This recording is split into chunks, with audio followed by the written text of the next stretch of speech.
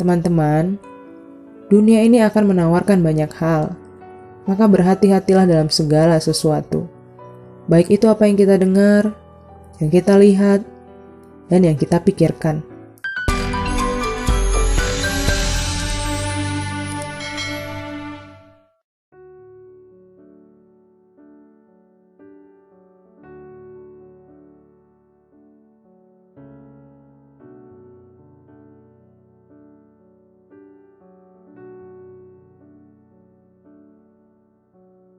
Shalom teman-teman Aposo yang penuh inspirasi dimanapun berada.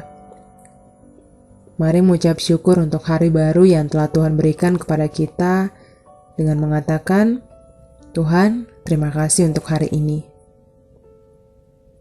Sebelum memulai renungan, marilah kita menenangkan hati kita terlebih dahulu.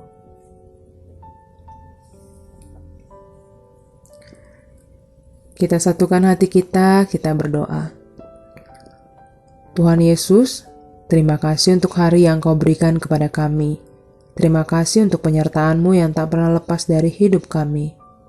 Berkati hati dan pikiran kami, agar kami mampu memahami firman-Mu, serta melaksanakannya dalam hidup kami. Amin. Tema renungan kita hari ini, waspadalah dan sadarlah bahwa kita membutuhkan Tuhan. Kita akan membaca dari 1 Korintus 10 ayat 1 sampai dengan ayat 12. Aku akan membacakan bagi kita semua.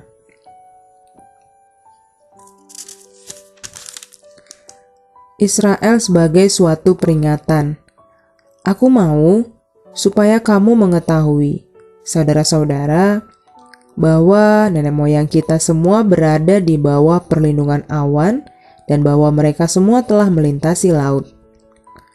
Untuk menjadi pengikut Musa, mereka semua telah dibaptis dalam awan dan dalam laut. Mereka semua makan makanan rohani yang sama, dan mereka semua minum minuman rohani yang sama, sebab mereka minum dari batu karang rohani yang mengikuti mereka, dan batu karang itu ialah Kristus. Tetapi sungguh pun demikian, Allah tidak berkenan kepada bagian yang terbesar dari mereka, karena mereka ditewaskan di padang gurun. Semuanya ini telah terjadi sebagai contoh bagi kita, untuk memperingatkan kita, supaya jangan kita menginginkan hal-hal yang jahat, seperti yang telah mereka perbuat. Dan supaya jangan kita menjadi penyembah-penyembah berhala, sama seperti beberapa orang dari mereka. Seperti ada tertulis, maka duduklah bangsa itu untuk makan dan minum. Kemudian bangunlah mereka dan bersukaria. Janganlah kita melakukan percabulan, seperti yang dilakukan oleh beberapa orang dari mereka, sehingga pada satu hari telah tewas 23.000 orang. Dan janganlah kita mencobai Tuhan, seperti yang dilakukan oleh beberapa orang dari mereka, sehingga mereka mati dipagut ular. Dan janganlah bersungut-sungut, seperti yang dilakukan oleh beberapa orang dari mereka, sehingga mereka dibinasakan oleh malaikat maut. Semuanya ini telah menimpa mereka sebagai contoh, dan dituliskan untuk menjadi peringatan bagi kita yang hidup pada waktu di mana zaman akhir telah tiba. Sebab itu, siapa yang menyangka bahwa ia teguh berdiri? Hati-hatilah, supaya ia jangan jatuh. Hari sebelumnya kita sama-sama merenungkan bahwa kita diumpamakan seperti domba. Dan seekor domba membutuhkan gembalanya agar tidak tersesat. Gembala kita ialah Yesus Kristus, tidak ada yang lain. Panduan hidup kita ada pada firman-Nya yang telah tertulis di Alkitab. Kalau akhir-akhir ini kita lebih menyukai quotes orang bijak, atau mungkin lagu-lagu pop yang seolah pas dengan kehidupan kita harus berhati-hati. Memang tidak ada yang salah dengan hal itu, tapi ujilah, apakah itu benar sesuai dengan firman Tuhan? Misalnya, banyak beredar tentang fakta golongan darah.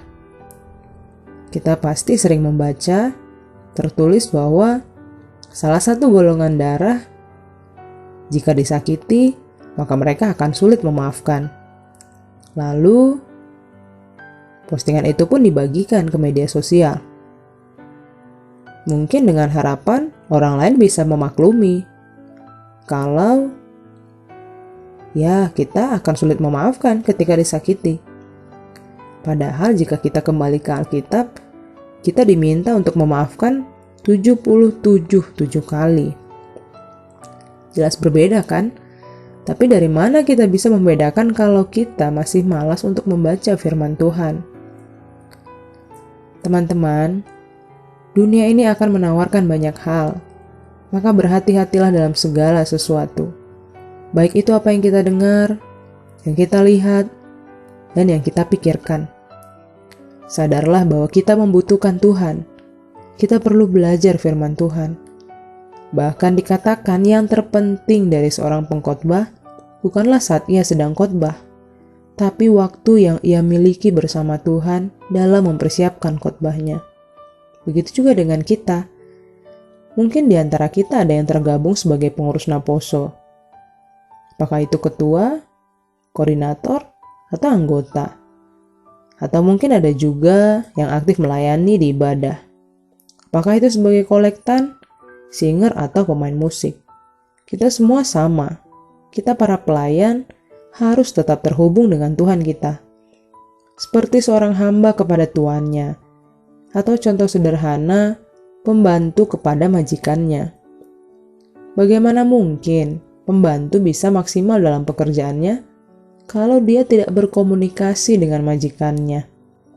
Bagaimana mungkin dia tahu kalau majikannya lebih suka sarapan roti daripada nasi goreng kalau tidak berkomunikasi? Begitu juga dengan kita. Bagaimana mungkin kita dapat melayani tanpa mengetahui isi hati Tuhan kita? Teman-teman, ini adalah sebuah peringatan untuk kita. Sadarlah bahwa kita membutuhkan Tuhan. Kita tidak bisa tanpa Tuhan. Maka berikanlah waktu khusus untuk benar-benar mempelajari firman Tuhan. Jangan sia-siakan masa mudamu tanpa mengenal lebih dalam siapa Tuhan. Kita belajar bukan untuk menguasai firman, tapi kita belajar agar hidup kita dikuasai firman. Demikianlah renungan kita hari ini. Saya persilakan teman-teman untuk mengingat kembali apa yang teman-teman dapatkan dari renungan ini.